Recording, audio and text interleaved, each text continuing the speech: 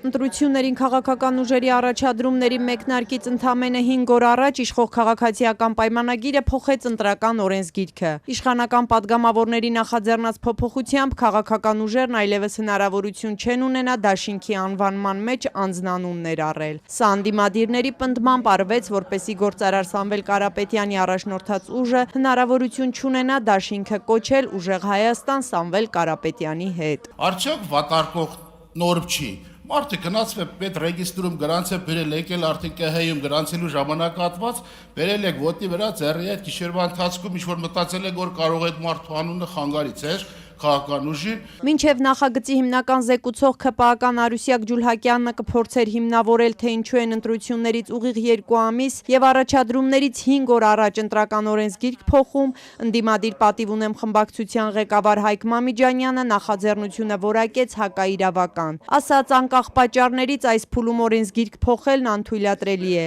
անիմաստ համարեց անգամ նախագծի բովանդակությանն անդրադառնալը։ Եվ եթե ինչ-որ մեկ ասում որ սա հիմնարար փոփոխություն չի, լուրջ եք ասում։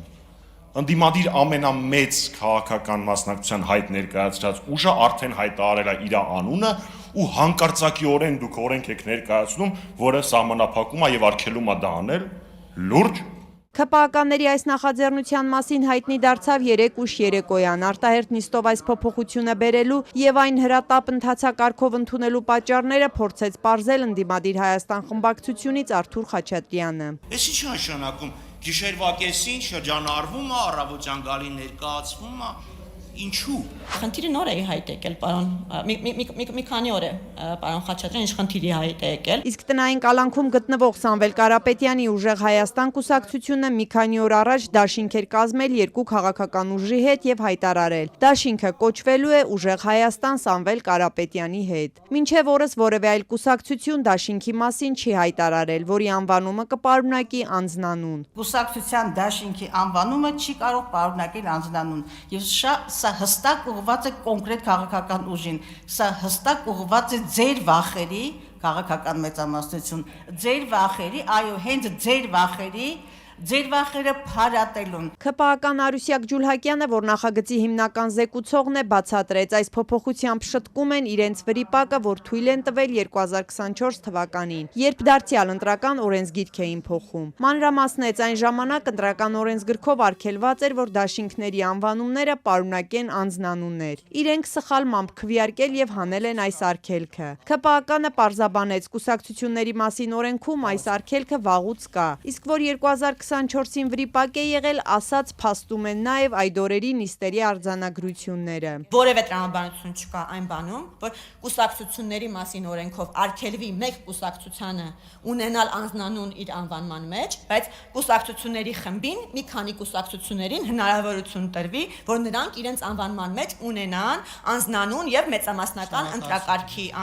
համամասնականի տակ մեծամասնական ընտրակարգ առաջ տանեն։ Իշխանական падգամավորի բացատրությունները որևէ կերպ չմեղմեցին ընդդիմադիրների վրդովմունքը, ավելին Գեղամ Մանուկյանին չհամոզեցին նաև հիմնական զեկուցողի փաստարկները, թե 2024-ին վրիպակ են թույլ տվել։ Ընդդիմադիր падգամավորը մեջ բերեց անկախ դիտորդի անդամ Դանիել Յուաննիսյանի գրառումը, որը օրեր առաջ քննադատել էր ՔՊ-ին այս օրենքը թաքուն փոխելու համար եւ պնդել, որ այդ առաջարկի հեղինակը կենտրոնական ընտրական հանձնաժողովն է։ Այսօր արդեն Յուաննիսյանը հակառակն էր ասում, ՔՊ-ն թաքուն ոչինչ չի արել, ընդամենը վրիպել են։ Հետո որ նայել ենք հանձնաժողովի նիստի արձանագրությունը եւ նայել ենք մի շարք այլ բաներ առաջին ընթերցում, երկրորդ ընթերցումն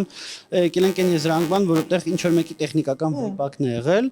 այդ չենք պարզել եւ ինձ թվում է դա երբեք չենք պարզի թե ով է։ Ընտրությունների նախաշեմին այս վրիպակը շտկելը Դանիել Յուաննիսյանը խնդրահարույց համարեց, բայց ասաց ոչ քննադատում, ոչ ողջունում են։ Ընդդիմադիր падգամավորները մինչդեռ հայտարարեցին, անգամ եթե վրիպակ է եղել, միևնույն է, ընտրություններից 2 ամիս առաջ օրենսգիրք փոխելը նաև Վենետիկի հանձնաժողովը չի խրախուսում։ Ընտրություններից 2 ամիս առաջ իշխող ուժը վրիպակ անվան տակ փոխում է խաղի կանոնները եւ այս տրամաբանությամբ հանգիստ կարող են փոխել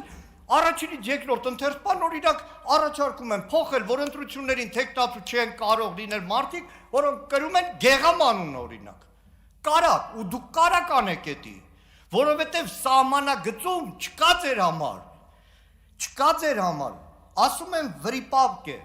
Արդարադատության նախարարությունը այդ նախագծերը վերջում տեսել է, հաստատվել է, ուղարկել է նախագահային վավերացման, բա ինչի այդքան մարդ պարգևավճար տանում լավ աշխատանքի համար, եթե այդպես վրիպակ է ցույց տալիս։ Իշխանականները շարունակեցին հիմնավորել փոփոխությունը բխում է նաև համամասնական ընտրակարգի տրամաբանությունից։ Մենք հատուկ անցանք 100% համամասնականի, որ անձերից ընտրությունները, որ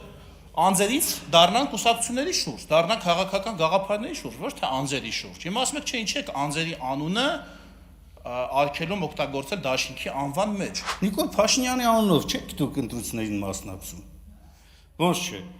Պարոն Ալեքսանդրյան, ձեր խոսքը անգամ դասական միտք է դարձել ուսապարկիզմի մասին։ Դուք էսի չեք խոսում։ Այսինքն դուք հիմա պայքարում եք այն երևույթի դեմ, որով եկել եք եւ շարունակում եք։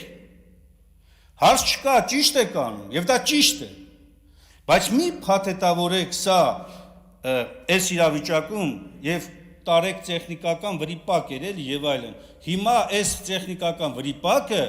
քաղաքական հետևանք ունեցող վրիպակ է։ Եվ դուք պետք է ձեռնպահ մնայիք այսպիսի քայլից։ Քվեարկություն։ Իշխող մեծամասնությունը օրենքն ընդունեց ոչ այնքան հեշտ։ Մի քանի ընդմիջում վերցնելուց հետո միայն քաղաքացիական պայմանագիրը կարողացավ ապահովել անհրաժեշտ կողմ քվեները։ Քվեարկածների թվում էր նաև ընդդիմադիր Հայաստան խմբակցությունը լքած Գեղամ Նազարյանը։ Դեմ 6, ձեռնպահ 0 որոշում ընդունվել է։